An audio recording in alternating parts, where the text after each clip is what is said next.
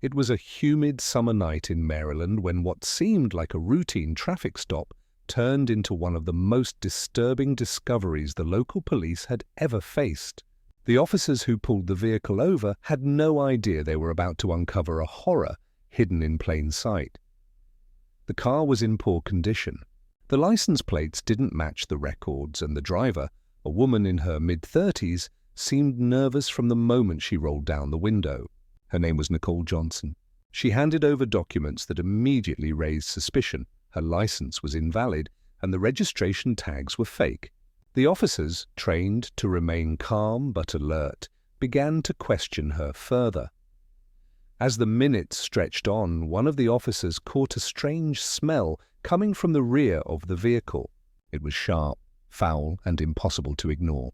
At first, Nicole brushed it off. She laughed nervously, saying the smell was just from dirty clothes she hadn't thrown out. But the officers weren't convinced. Their instincts told them something was wrong. They asked Nicole to step out of the car. She complied, fidgeting, her eyes darting around as if searching for an escape. Her body language screamed unease. The officers noted her reluctance and the tension in her voice. They decided to search the car. When they moved toward the trunk, Nicole's nervous chatter grew louder. She protested, saying there was nothing inside but trash. The officers persisted. With gloved hands, they began moving the layers of black plastic bags stacked carelessly in the trunk. That was when the truth began to reveal itself. Beneath the garbage, beneath the layers of concealment, the officers uncovered something that made their blood run cold. The shapes hidden inside weren't just bags of clothes. They were small, fragile bodies. In that moment, the world seemed to stop. The officers froze, unable to process the horror at first. Then the training kicked in. Backup was called. The area was secured. Nicole was placed in handcuffs, her earlier protests replaced by silence. She didn't fight, didn't run. She simply lowered her head, as though she already knew there was no escape. The discovery was so shocking that words spread quickly through the department. Officers who responded to the scene would later describe it as one of the most haunting moments of their careers. The bodies belonged to two children who had not been seen in school, who had not been reported missing, who had simply vanished into silence. In the hours that followed, investigators began piecing together who these children were, how they ended up hidden in the trunk of that car, and what led to this unimaginable tragedy. What they would uncover was a story of neglect, hidden abuse, and a betrayal of trust that no community could easily forget. This was no longer just a traffic stop. It was a case that would expose the darkest corners of a family's life and leave an entire community grappling with grief and disbelief. The night of the discovery stretched long into the early hours of morning. After Nicole Johnson was taken into custody, the scene around her vehicle transformed into a controlled investigation zone. Yellow police tape cordoned off the area. Flashing red and blue lights painted the darkness in harsh colors, and officers worked silently, their faces grim as they processed what they had found. The two small bodies were carefully removed from the trunk, wrapped respectfully, and transported to the medical examiner's office. Even for seasoned investigators, it was difficult to contain their emotions. Some officers later admitted that what they saw that night would stay with them forever. It wasn't just the loss of life, it was the way it had been concealed, hidden away like something disposable. Detectives immediately began digging into Nicole's background. Who was she? Why were these children with her? And how had no one noticed they were missing? The first answers were chilling. The children were her niece and nephew, siblings she had been responsible for over the past 2 years. Their mother had entrusted them to Nicole's care, believing they would be safe with family. But as the investigation deepened, it became clear that Nicole had failed them in the worst possible way. The children had never been enrolled in school. They had never been taken to a doctor. Their absence had gone unnoticed by institutions that might have raised questions. To the outside world, it was as if they had never existed. Nicole herself was brought into an interrogation room that night. At first, she remained defiant. She offered excuses, saying the smell was from old trash, claiming the discovery was a mistake. But confronted with the undeniable evidence, a story began to crumble. Detectives leaned in, pressing her with questions, determined to cut through the lies. Slowly, fragments of the truth began to emerge. Nicole admitted she had struggled to care for the children. She described fights, stress, and moments of anger that escalated far beyond what any child should ever endure. She spoke in vague terms, trying to distance herself from responsibility, but every word confirmed the nightmare that investigators had suspected. These deaths were not accidents. Outside the police station, word of the case spread rapidly. Local news reporters gathered, broadcasting live updates. Neighbors expressed shock, saying they had seen Nicole from time to time but had no idea children were living with her. The community, blindsided by the discovery, demanded answers. How could this have gone unnoticed for so long? The medical examiner's early findings only deepened the horror. Signs of physical abuse were evident. These children had not died peacefully. Their final months had been filled with suffering. The details were so disturbing that investigators shielded certain information from the public, fearing the backlash would overwhelm the community.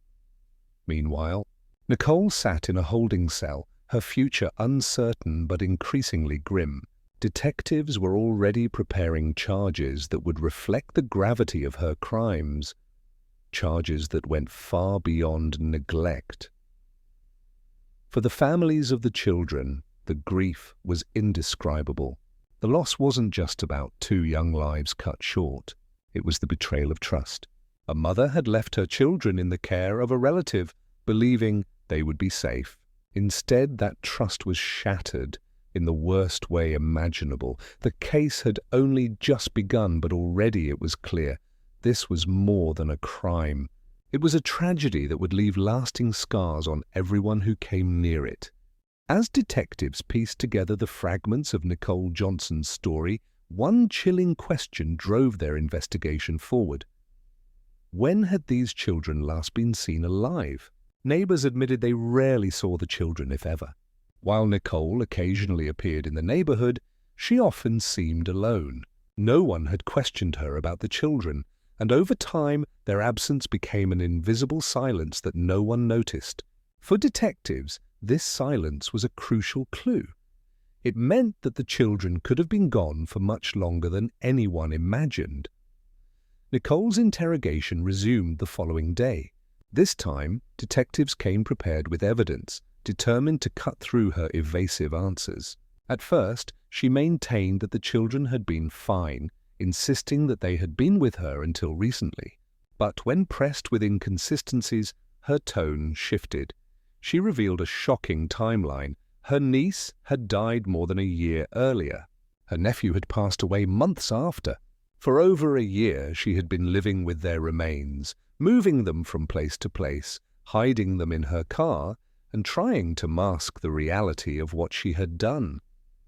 Detectives were horrified. The thought of 2 small bodies being transported for so long, in heat, in cold, through daily life, was almost unbearable. And yet Nicole spoke about it with an eerie detachment, as if discussing something ordinary. Her lack of remorse unsettled even the most seasoned investigators. Medical examiners confirmed the timeline through forensic testing. The children's remains showed clear signs of long-term neglect. Malnutrition was evident, and there were indications of repeated abuse. These findings dismantled any suggestion of accidental death. This was not a momentary lapse or a single tragic event. It was prolonged suffering. Stretched across years, detectives began reaching out to family members, desperate to understand how the children had fallen completely through the cracks. Their mother, overwhelmed by her own struggles, had entrusted them to Nicole, believing it was the safest option available. She had made occasional attempts to contact Nicole, but the responses were vague or dismissive. When calls went unanswered, she assumed the children were fine. The community's outrage grew as the story spread. Parents across Baltimore began asking how such a situation could go unnoticed. How could two children vanish without anyone raising alarms? Local leaders promised a review of child welfare systems, demanding accountability. The tragedy was no longer just about one woman's crimes. It had become a symbol of institutional failure. Meanwhile, Nicole's statements grew darker. She admitted she had reached a breaking point, saying the children got on her nerves and she couldn't handle them.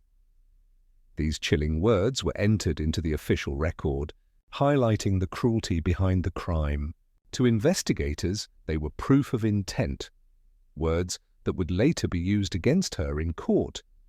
Forensic evidence supported the timeline she described. The medical examiner revealed that decomposition suggested the niece had died as early as spring 2020.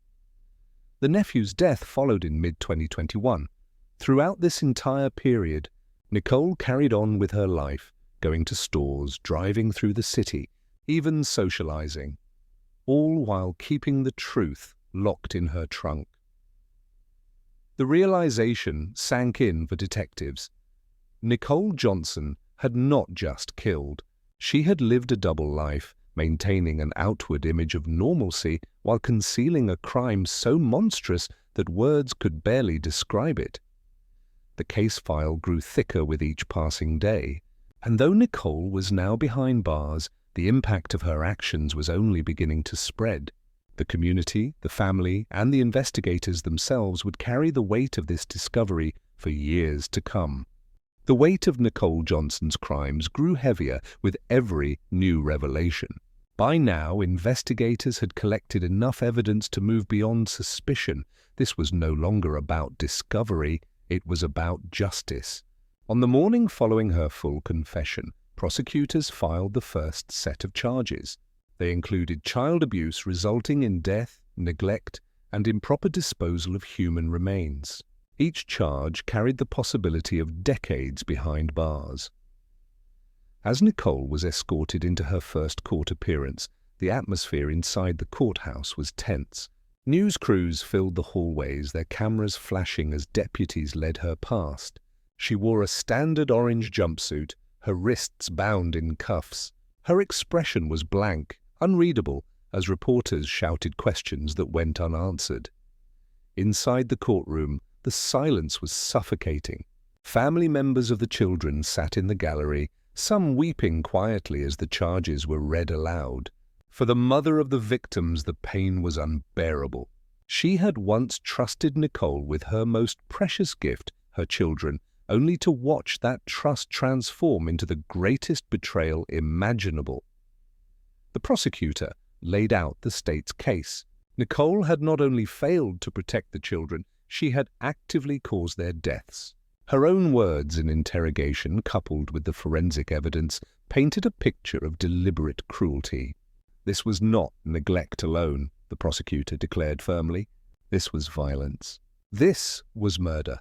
Nicole's defense attorney, appointed by the court, attempted to soften the narrative. He argued that Nicole had been overwhelmed, that she had mental health struggles, and that she had acted out of desperation rather than malice. But the courtroom's energy was unmoved. No explanation could erase the horrifying reality. 2 children were gone, their lives stolen far too soon. The judge listened carefully as both sides spoke, finally ruling that Nicole would be held without bail. The courtroom erupted in murmurs. For many, it was the first sense of relief since the case had come to light. The assurance that she would not walk free while awaiting trial. Outside, the community's reaction was immediate. Protesters gathered with signs demanding justice. Parents and advocates called for systemic changes, urging officials to ensure that no child could fall through the cracks again. The case became a rallying cry for reform, transcending the tragedy itself and forcing a broader conversation about accountability. Meanwhile, detectives continued building their case. Every detail mattered, from Nicole's text messages and social media activity to witness statements from neighbors and family.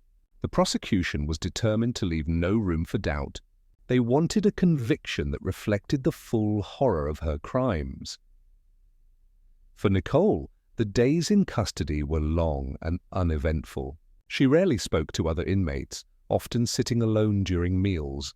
To correctional officers, she appeared detached, as if the reality of what she had done still hadn't fully registered. But inside the legal system, the momentum against her was unstoppable. Her trial date was set for the following year, but already the anticipation was building. Local media ran daily updates, and true crime enthusiasts across the country followed the story closely. The case wasn't just about one woman anymore. It had become a national headline, a grim reminder of the darkness that sometimes hides in plain sight. The opening moves in the courtroom had revealed what was at stake: justice for two innocent lives. But as the trial loomed closer, one question haunted everyone. Would the full truth finally come out, or would Nicole's evasions continue to cloud the story of what really happened behind closed doors? The courthouse became the center of Baltimore's attention as Nicole Johnson's trial date drew closer. Journalists lined up outside, waiting for any development, while the public followed every update with equal parts outrage and sorrow. The case was no longer just a local tragedy. It had captured national attention. Prosecutors worked tirelessly to assemble a narrative that left no room for sympathy toward Nicole. They began with the most harrowing pieces of evidence: the children's remains, the forensic analysis, and Nicole's own recorded statements from interrogation. In those tapes, her flat tone and casual description sent chills through anyone who listened. "They got on my nerves," she had said. That single phrase became the centerpiece of the state's argument. Proof of intent, not an accident. Witnesses were called to the stand. Neighbors testified they had rarely, if ever, seen the children. Teachers confirmed that no records of their enrollment existed. Social workers explained the gaps in oversight, admitting that the children had slipped completely through the cracks. Each testimony added another layer of tragedy, showing how a system designed to protect the vulnerable had failed them completely. The children's mother was perhaps the most heartbreaking witness of all. Taking the stand, her voice shook as she explained how she had left them in Nicole's care. She described phone calls that grew less frequent, texts that often went unanswered, and reassurances from Nicole that turned out to be lies. "I trusted her," she whispered through tears. The courtroom fell into silence. Even the judge appeared shaken. The defense attempted to counter with claims of mental illness and financial hardship. They painted Nicole as a woman overwhelmed by responsibility, arguing that she lacked the support she needed. But these arguments faltered in the face of the evidence. The timeline alone, living with the children's remains for months, even years, spoke to deliberate choices rather than desperation. Forensic experts took the stand next. Their testimony was clinical but devastating.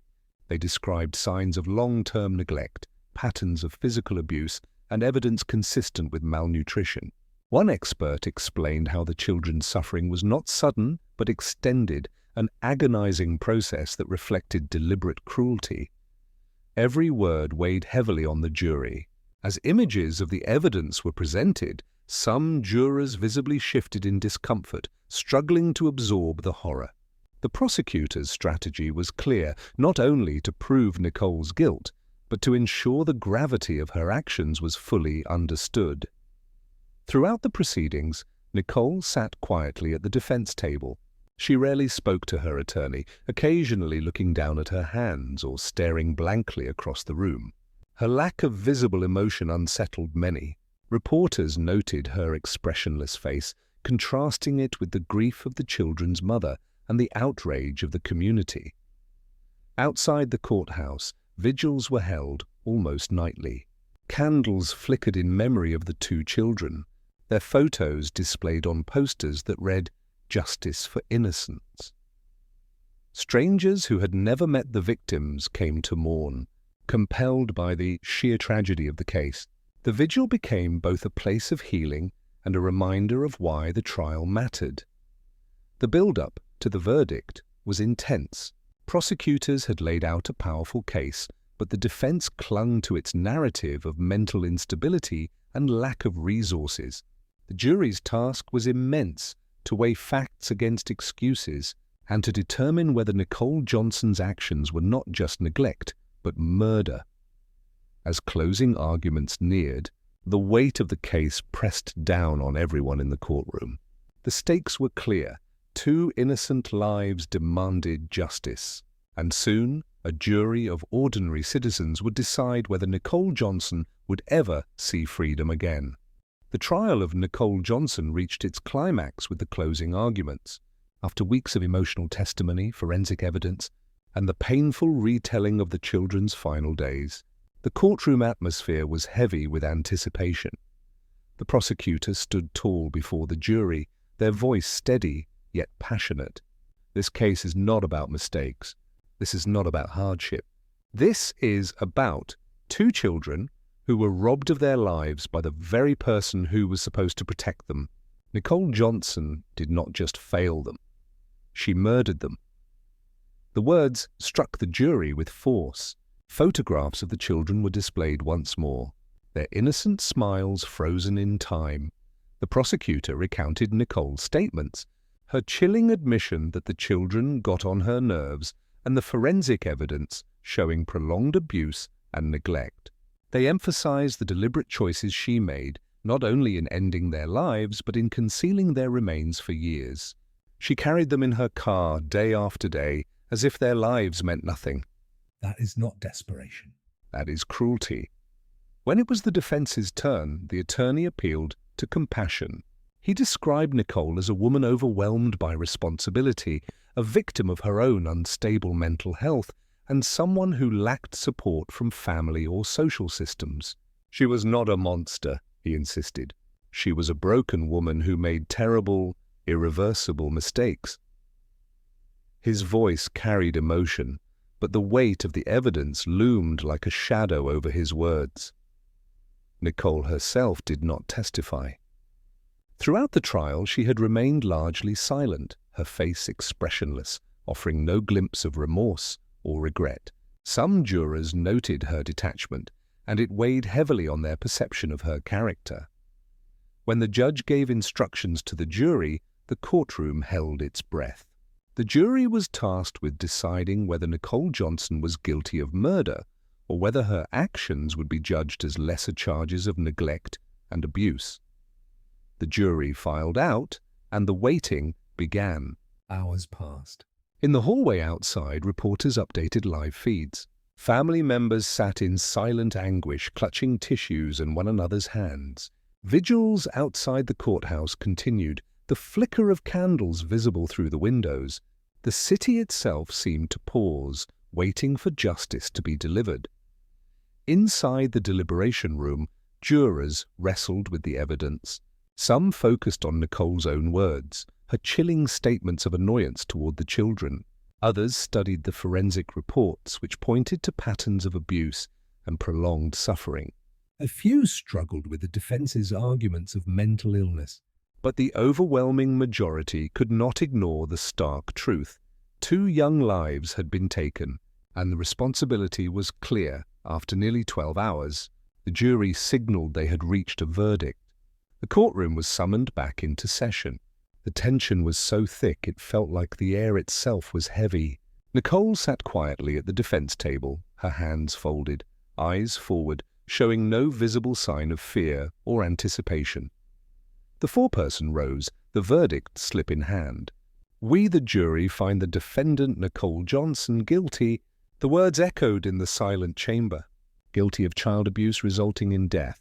Guilty of neglect. Guilty of murder. Gasps and cries filled the courtroom. The children's mother broke down in sobs, her grief mixing with relief. For the prosecutors, it was a moment of solemn victory. For the defense, it was the end of a desperate fight. For Nicole, it was the moment her life as she knew it ended forever.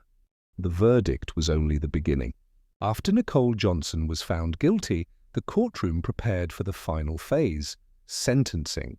It was the moment everyone had been waiting for. the opportunity for the justice system to determine the weight of her punishment. The sentencing hearing was packed with people. Family members of the children filled the benches, their faces etched with grief and exhaustion. Reporters lined the back of the room, their cameras ready. Outside, the courthouse steps swelled with community members, many holding candles and signs demanding the maximum penalty. The prosecutor addressed the court first. Their words were sharp, deliberate, and unrelenting. These children were defenseless. They endured suffering no child should ever endure, and when their lives were taken, they were discarded like nothing. The state asks for the maximum sentence available under the law. Then came the victim impact statements. The children's mother stood trembling at the podium, holding a photo of her son and daughter. Her voice cracked as she spoke through tears. They were my babies. I trusted her with my world, and she stole them from me. Every day I wake up and remember they're gone. There is no punishment that will bring them back, but I pray this court will show them the justice they deserve.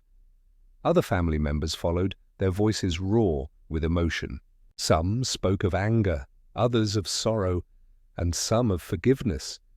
But all made clear that their lives had been forever shattered. The courtroom wept with them, even the judge pausing to regain composure. Nicole was given a chance to speak. Rising slowly, she faced the court.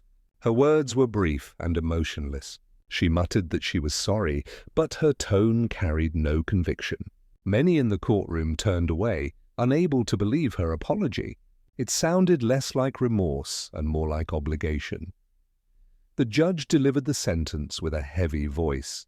Nicole Johnson was ordered to serve 2 consecutive life sentences without the possibility of parole. The room erupted in emotion. Tears, cries of relief, and gasps of finality. The children's mother clutched their photo tightly, whispering through sobs, "Justice." Outside the courthouse, the news spread quickly. Crowds cheered the decision, though the mood was somber.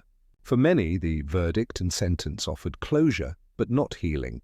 "Nothing can bring them back," one neighbor said to a reporter. "But at least we know she'll never hurt anyone again." In the weeks that followed, Baltimore continued to mourn. Vigils turned into memorials with murals painted in the children's honor. Toy drives and scholarships were launched in their names as the community sought to turn grief into action. Their faces, once hidden in the shadows of neglect, became symbols of innocence that would never be forgotten. Yet the scars remained. For the family, the sentencing marked the end of a nightmare, but the beginning of lifelong grief. For the investigators and prosecutors, it was a case that would haunt them long after the courtroom closed. And for the city, it was a painful reminder of the need to protect its most vulnerable. Nicole Johnson was led from the courtroom, shackled and escorted by deputies, her expression the same as it had been throughout the trial, blank, detached, and silent. But now the path ahead was clear. She would spend the rest of her life behind bars, while the memory of her victims lived on beyond the walls of the courthouse. Justice had been served, but the pain of what was lost could never be erased. The sentencing of Nicole Johnson closed one chapter of the story, but the impact of her crimes rippled far beyond the courtroom. In Baltimore and across the nation, people asked the same haunting question: how could this have happened? The case sparked immediate calls for reform. Local leaders convened emergency meetings demanding changes in the way child welfare agencies tracked vulnerable children. Social workers admitted that their system had gaps. Cases could slip through unnoticed when children weren't enrolled in school or brought to doctors. These cracks had allowed 2 innocent children to vanish without alarms being raised. In response, new initiatives were launched. Schools tightened reporting procedures, ensuring that children who failed to show up on enrollment lists would trigger immediate investigations. Social services began creating stronger partnerships with community organizations, relying on neighbors, churches, and local leaders to flag potential concerns. The tragedy became a turning point, forcing the city to recognize that protection of children had to be proactive, not reactive. The case also entered the national conversation. Child advocacy groups cited it as evidence of a broader crisis, pointing out that many vulnerable children in America live in silence, unseen by institutions meant to protect them. Nicole Johnson's crimes were extreme, but they exposed a painful truth. Society often fails those who need it most. Meanwhile, the family struggled to rebuild their lives. The children's mother lived with the unbearable weight of guilt and grief. She attended counseling sessions, supported by community groups, but she often said the nights were the hardest, the quiet hours when memories of her children filled the silence. To honor them, she began speaking publicly about their story, using her pain to push for reform and awareness. Memorials in the children's honor grew throughout Baltimore. A mural painted on the side of a school depicted them smiling, surrounded by bright colors and angelic wings. Annual toy drives were established in their names, providing gifts to children in foster care during the holidays. What began as a community's mourning slowly transformed into a movement of remembrance and protection. True crime networks and documentaries later covered the case, ensuring that it would not be forgotten. For some, watching the retelling was too painful, but for others, it became a way to process the unimaginable reality and to commit to preventing future tragedies. The children's story was no longer just a headline. It was a cautionary tale that carried weight far beyond Baltimore. Inside prison walls, Nicole Johnson lived out her days in obscurity. She rarely received visitors, and reports suggested she kept mostly to herself. While she faded into the shadows, the memory of the two children she took continued to shine brightly in the lives of those who remembered them. Years after the verdict, their names were spoken at vigils, at advocacy events, and in classrooms where teachers used their story to teach awareness about child safety. Their short lives, though stolen too soon, inspired change that may protect countless others in the future. The legacy of the case was bittersweet. It revealed unimaginable cruelty, but it also revealed the power of community, resilience, and reform. The children could not be saved, but their memory became a guiding light, a reminder that justice is not only about punishment, but about ensuring no child is ever forgotten again.